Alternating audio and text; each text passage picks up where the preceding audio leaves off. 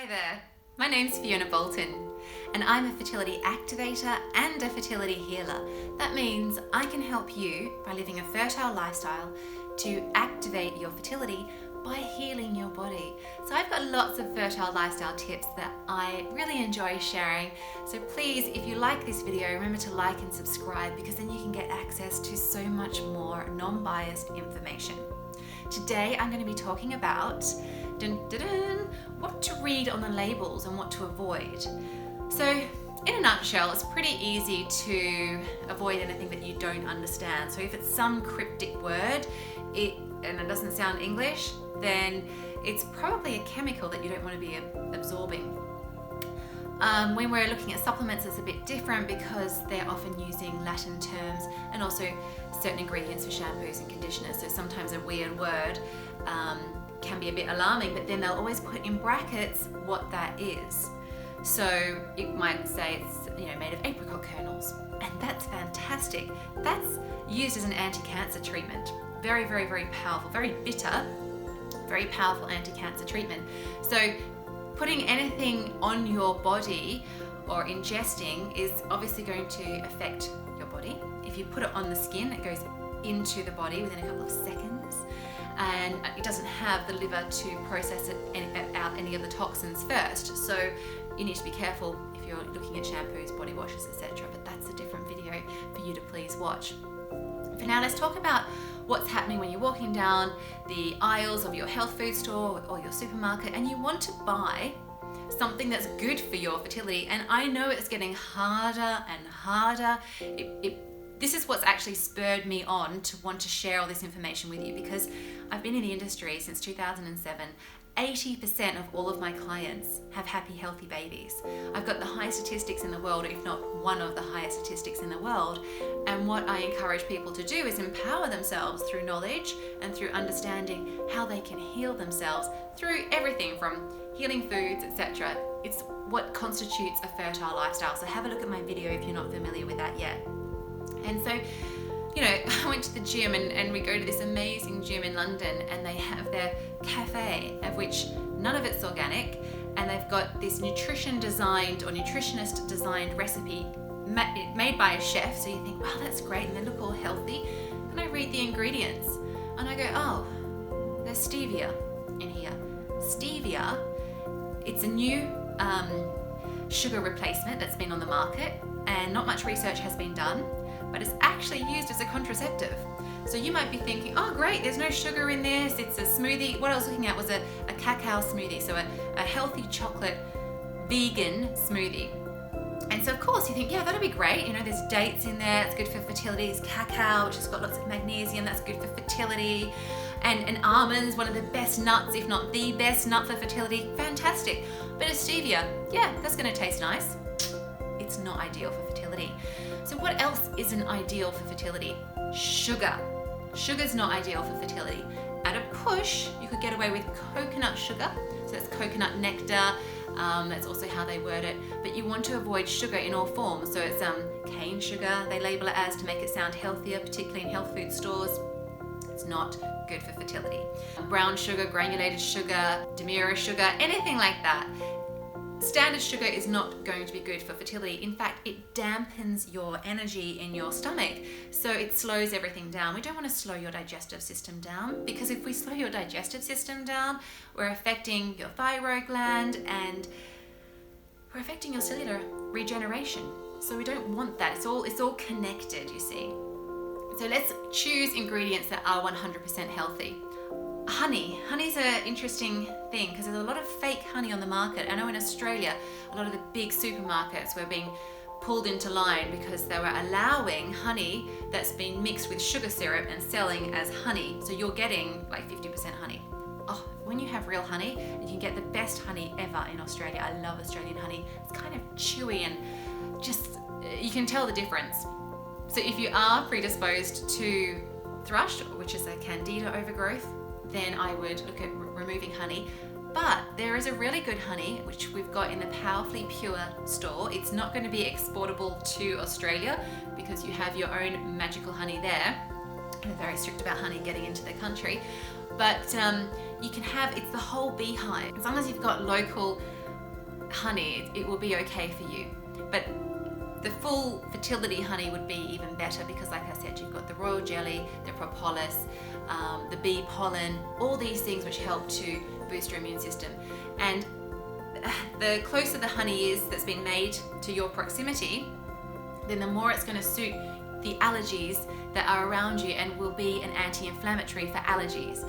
So that's also important because one of the key fertility hinderers is inflammation. So if you're predisposed to lots of allergies and you've obviously got lots of inflammation in the body, I would say, I mean, each person's different, but as a stroking you with a broad brush, I would look at ways that you can reduce inflammation. So having local honey could help, but again, if you're predisposed to thrush, let's look at other means. So that's the honey spectrum. You want to be careful of fillers like potato. Potato is not a fertility food. Sweet potato is a really powerful fertility food, but normal potato is not. Also, if you're not having organic, the potato is genetically modified, often, not always, but can be. Rice is a filler, especially in the nut milks. Have a look at those ingredients. They should be really clean, clear ingredients. Really should just be the nut that you're wanting to consume. Say it's almond, it should have sea salt and it should have spring water. And sometimes they have an oil, but again, the only oils that are ideal for fertility are coconut oil and virgin olive oil. At a push, you could get away with sunflower seed oil as long as it's organic, etc. But I don't know the state of or the quality of the sunflower oil that they may be using, because some milk products actually use a byproduct from the oil industry to use as fillers for their cartoned nut milks. So that's to be avoided. Rice, genetically modified, one of the most genetically modified crops, so it needs to be organic. And rice is not a fertility food. So you might think, look at all, 70% of this world are sustained on rice. Okay, that may be so, but fertility issues are rising worldwide, and it's converted to sugar in the body. So you can have it occasionally, but if you're struggling with your fertility journey, the easiest thing to do is to start cutting out the things that you don't love necessarily, and you can just replace with other things. So, instead of having rice, you'd have quinoa, or looking at, say, your nut milks. You don't have to have a nut milk that's filled with rice. And then we want to have a look at other fillers too. So maize is a popular filler, as is corn flour. So you want to avoid that. Your body can't absorb corn. And also corn, I think, is the most genetically modified. It's corn, rice, and cotton. So we need to have a look at clean clothing as well. But that is another video in itself. We really want to make sure that, again, no E numbers, nothing that's too confusing, and no sugar, no dairy either. No dairy as a filler, but if you're looking at, say, gluten-free biscuits, say you've got a sweet tooth, and a lot of us do, and I totally sympathize with all of you who do, because I do too. When you are craving something like that, when you go for the biscuits, sometimes they put in high fructose corn syrup, which is going to make you infertile. Have a look, I know it's a bold claim, but have a look at all the scientific research from all the mice that are having this high fructose corn syrup, and they are becoming obese and infertile. It's horrendous. And okay, you might say, but we're not mice, but these tests are followed through with humans as well. So have a look at, do your own research. I'm just trying to protect you. You need to also be aware of aspartame. Aspartame is, again, another sugar substitute that they put in foods to make it taste better, sometimes even toothpaste as well. So when you have aspartame, it's actually the basis of rat poison. And it's, Adolf Hitler used it to prevent people from revolting in the camps. This is really, really, really, really, really toxic. Like I said, basis of rat poison. And it's calcifying your pineal gland, which is helping. The role of your pineal gland is your sixth sense. This is helping you to see beyond your five senses. It's linked to your intuition and to your abilities to meditate and to get internal guidance. So we want you to have a non-calcified pineal gland, obviously, and therefore avoid aspartame at all costs. It's in your diet drinks mainly. or diet foods. So anything diet-based is not ideal for fertility, as often diet-based foods are substituted with sugar, and actually our body can digest fat in its natural form. And remember from other videos that you might have seen, your body requires so much energy for fertility, and if you're having it in a way that the body can't break it down because it's a synthetic chemical like aspartame or anything else that I've mentioned today, if it is a synthetic chemical, then your body's going to have to work a lot harder to try and break it down. And when it can't break it down, it gets stored in fat because it's like, I can't deal with that. So we're just going to keep accumulating body fat because that's where all the toxins are, and it won't ever want to release that into the bloodstream. So it's going to be wanting to hold on to more and more fat. So the more toxins we're exposed to, ultimately we will end up gaining weight. And you might not be fat on the outside, but it will make its impact on the inside. So we don't want that. We want you to have lots of energy and feel fantastic. So having natural foods is so important. So hopefully that has given you a deeper insight into things.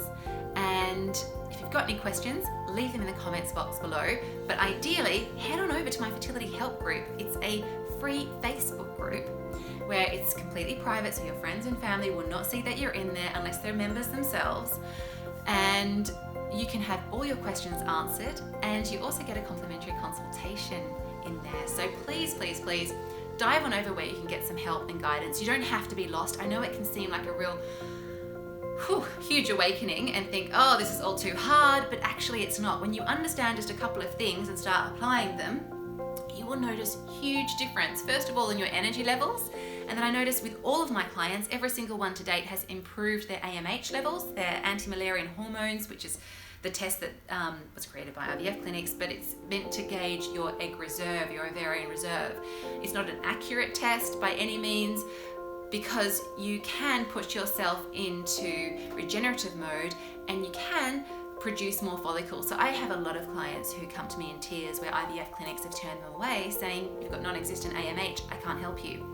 They follow my fertile lifestyle program, their AMH increases, and the majority go on to have 2 children. And most of the time it's natural. Not all the time, some of them will go back into their IVF clinics because their AMH levels have increased and their clinics can work with them.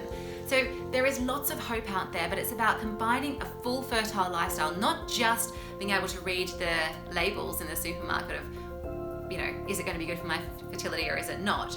But everything that is mentioned in a fertile lifestyle, because we want you to improve the environment of your cells. And your cells feel what you feel. We know this because baby feels the same too. They respond to the nutrients that you're ingesting, they respond to your external environment. Everything counts, everything affects your cells. So look at some of my other videos where I talk about epigenetics and improving your chromosomal health. It's all linked and it can be super easy, and that's how I've structured it for you. Just super easy, streamlining step by step, what to avoid, what to keep in your life, and then you can expect faster fertility success. So I look forward to seeing you in my fertility help group, or leave comments below. If you like this video, like and subscribe. I'm putting videos out every single week. And on that note, it's been an absolute pleasure. Thanks for joining me.